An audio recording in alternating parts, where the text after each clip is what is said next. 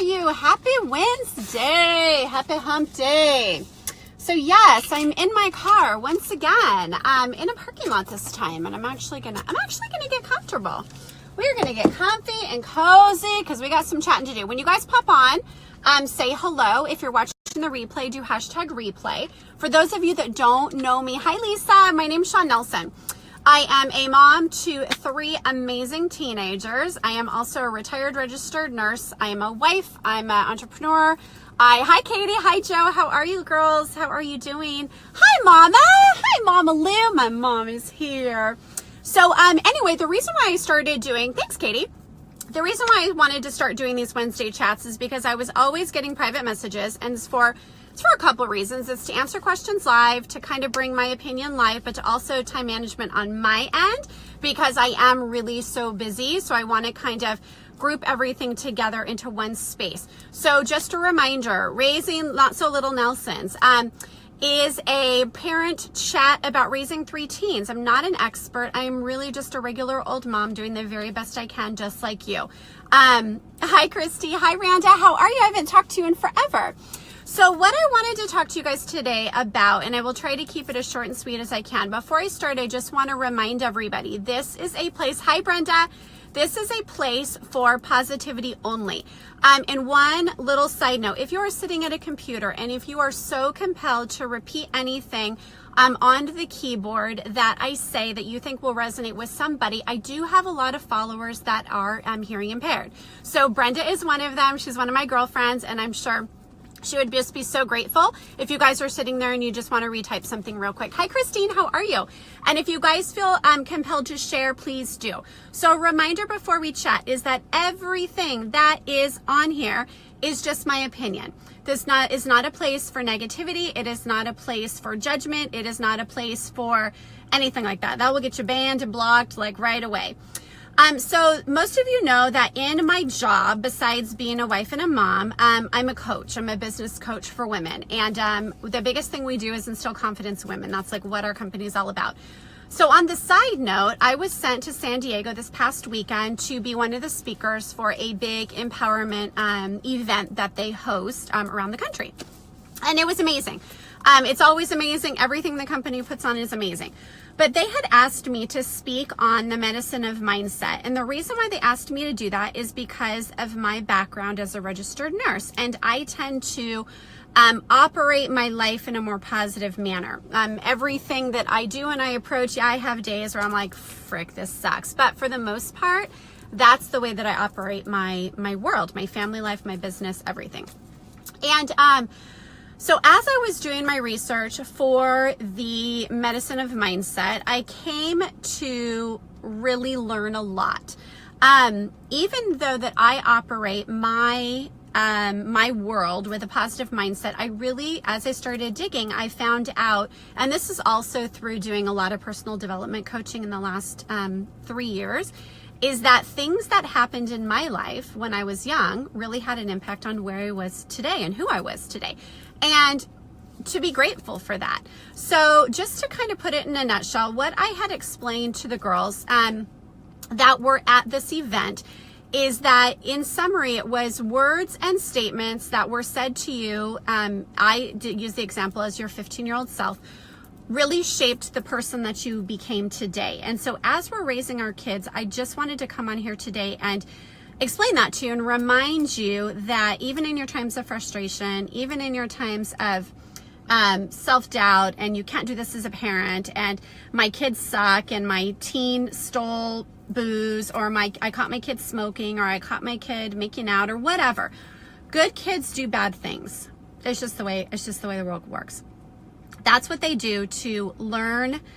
It's how they learn, you guys. It's how they learn it's how they become the person that they are, right? So hey Frank, hey Jennifer. So what had happened to me, so let me back up for a sec. I had asked the girls to write a letter to their 15-year-old self at this event. And the reason why I did that is because I asked them to sit back and try to remember a time in their life when a statement was said to them, or a word was said to them, or something was shouted at them that twisted their mind to thinking well, maybe I'm not worthy. Well, maybe I'm not important. Well, maybe I'm not beautiful. Well, maybe I am really stupid. Maybe, you know, all of those things.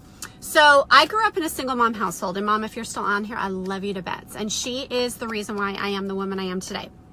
I'm strong, I'm outgoing, I'm confident, and I'm frankly like a warrior, and I will claw my way through anything to get through it because that's how she raised me. But on the flip side of that, of course, I have a biological father. He was emotionally unavailable for all of my life, really. He actually finally left my life probably, I don't know, maybe 5 or 6 years ago for good, but he was in and out of it at all times, mostly out of it. And I could count on 2 hands how many times he actually saw my children, his own grandchildren. And that was just a reflection of who he was as a person. And I don't place blame for him for that. I actually thank him for that, because if you're gonna, I learned this thing from Tony Robbins, is if you're gonna hold the people that do shitty things to you in your life in contempt, you better be grateful for them also, because they helped form you into the woman or the person that you are today, right? So without him being emotionally unavailable, without him leaving, without all of that stuff, I would have never had to basically survive with my mom and my brother to make it through those teenage years, to make it through young adult years, right? So that's the way the cycle goes. So if you're going to be in so much hate of somebody, you better be in so much gratitude of them too, because you would have never been formed into the person you are today, or you would have never learned those lessons, right? So as I was doing this thing, I shared with them that at 15, my dad left, and he left by a Post-it note on the coffee maker. I mean, it was like, how cowardly is that? Like, I want to say other words, but this is public, and I want to keep it clean, but super cowardly. So at that time, that was the age that I learned that I was too much. You know, every interaction with him was teasing, and it was, oh, you know, you got another award, or you're to this, you're to that, you're to that. And it was always a comparison. And I was always too much. And he did say one thing to me, and I shared this with the girls in San Diego, is that this was the moment that it flipped for me. Is that he told me, if you are as horrible as your mom is now, I can't imagine what you're going to be like as an adult. Bomb drop. So that's where the knife comes in. So when I posted that picture, that what does raising kids and a butcher knife have to do with it, is that watch the words you say to your children. Watch the words that are coming out of your mouth in your times of frustration and your times of anger, because the words that you say are going to shape and form the people that they become. Little do you know it. So at that moment, I could have completely converted my way of thinking and been like, well, you're right, I am too much, or I'm not worthy, I am shitty, I'm, you know, all of that stuff. But after doing tons of work in the company, the business that I'm in now, I came to learn that wasn't my thing to own. That was his. That was not my thing to own. The words and the statements that he said to me, I really don't give a rip. But that was his. But what that did for me is that it shaped who I was today. So I noticed that in my friendships, I would take a lot of flack. I would take a lot of negativity. I would take a lot of grief, but I would still try my hardest to harvest the friendship. I would do that with relationships also, like, you know, girl-boy relationships.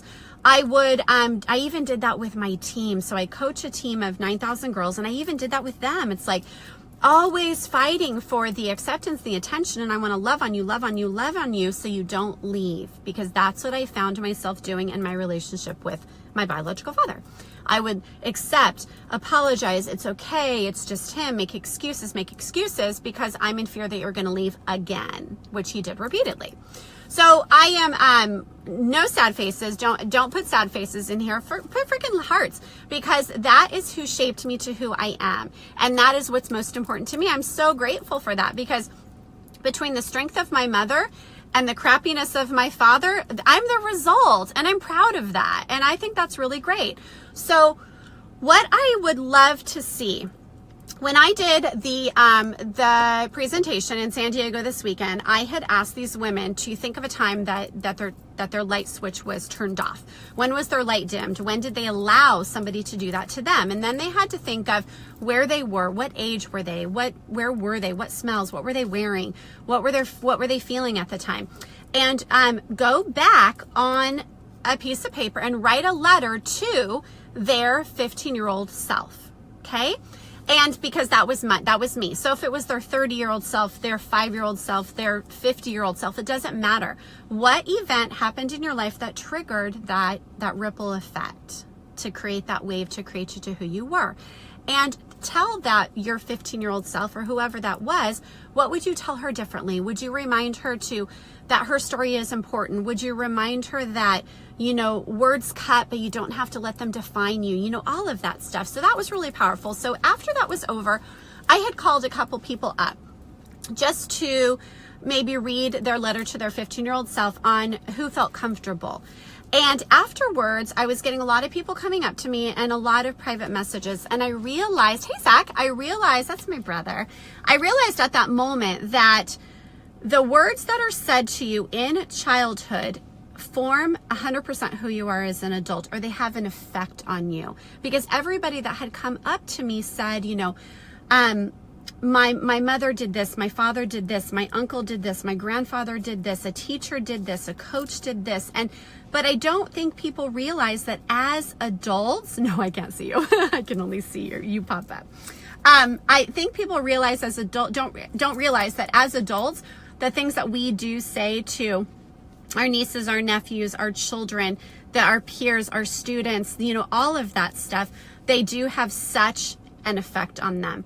So I had this one girl come up to me. So those of you that follow me, if you're on Facebook, my life is public here on social media, is that I raise 3 teenagers, and I don't do it perfectly, and I fall flat on my face a lot. And I just want you to realize that I'm just like you.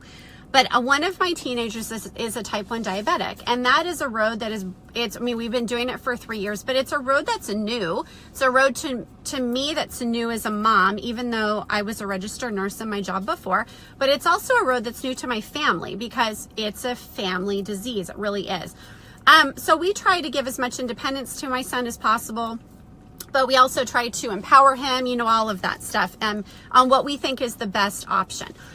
So there was a woman that came up to me during this event, and I hope she watches this, because I don't know her name, and she's in the company that I work with. So if you guys know, if you're in my company and you know who I'm talking about, share this with her, because she impacted me hugely last Saturday. So I saw her in the hallway after we had done an exercise. I had them write on their arm, I have let your light shine. And we had done a little exercise where I wanted their I am statements on their forearm, whatever their word was. I am powerful, I'm beautiful, I'm strong, I'm gritty, I'm confident, whatever it was. And so she caught my eye for some reason. She just had a really cool look about her. She had kind of a pinup vibe, just super beautiful. And she was one of those girls that I was like, oh my gosh, she's adorable. Like, she just had an energy about her.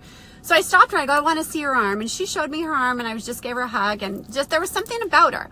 So afterwards, she came up to me after the day was done, and I was packing up my stuff to go upstairs and pack to go to dinner with my girls. And she stopped me and she said, can I talk to you for a second? I said, absolutely. She goes, I want to show you something. I said, okay. So she reached into her dress and she pulled out a pump, an insulin pump. Well, of course, I immediately knew what it was because my son's on an insulin pump too. So she pulled out an insulin pump and she started crying, and she said, I just want to thank you. I want to thank you for not taking your childhood away from your kid. I want to thank you for raising him to be strong and independent and have power in what he does. And she was just so emotional. And so I hugged her and I said, talk to me, like, what's happening? And she told me that when she was diagnosed, her own mother told her, this is your disease. You're the reason why you have it. You're going to take care of it on your own. This isn't my thing to deal with. This is yours. And she never helped her. So do you think right then that those words that were coming out of that mother's mouth was her knife? Because those words can cut like a knife, like nobody's business. I know. I see the wow faces. Can you believe that? So as a mom, I immediately started crying. I just wanted to scoop her up because luckily this girl has grown up to be a strong, independent woman. But I could tell that her confidence was totally deflated. And so for her to be there that day and for her to listen to what I had to say and for me to hear what she had to hear was just a validation that what the journey that she's on is important because she's learning that she is freaking kick-ass strong. And the journey that I'm on by being able to meet her validated that what I'm doing as a mom was the right path. Because, you know, let's be real, as parents, we don't know what the right path is. We just wing it. We just wing it. So I hope that helped you guys. So I just want to remind you that before the words come out of your mouth, just put yourself in their shoes 20 years in the forefront. Just put yourself, you know, to them as 20, to them as 25, to them as 30. And how would the words coming out of your mouth impact them and shape them to the adult that they're going to be? And if everybody's done it, I've done it. I've said things to my children that I can't take back. I've said things in anger and in just like frustration. And I think, wow, and you just let it out. But if you go back to a place of ground zero, and I'm sorry goes a long way, and going to them and getting on their level and being like, listen, mom was frustrated and I'm so sorry that hurt you. And I'm so sorry that came out of your mouth. That is huge. That will carry them through. So I'm going to let you guys go. I hope that this chat helped. And just to, yes, Heather just said, Heather, thank you for joining and thank you for that comment. Words last longer than the actual physical mark. That is so true. And that was really apparent to me.